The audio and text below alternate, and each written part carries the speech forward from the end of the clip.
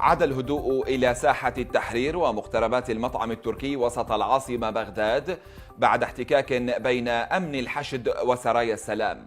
مراسل وان نيوز ذكر أن قوة تابعة للحشد تقدمت نحو المطعم التركي الذي تسيطر عليه سرايا السلام الجناح العسكري للتيار الصدري منذ عام 2020، منوها إلى أن قوة من الشرطة الاتحادية نأت بنفسها عن التدخل وانسحبت من المطعم التركي ومقترباته. هذا وتوعد قائد الفرقة الثانية للسرايا فلاح الجيزاني بتغريدة عبر تويتر أكد فيها أن الصدريين لا يقولون ماذا سيفعلون، بل الخصوم يعرفون ماذا سيفعلون.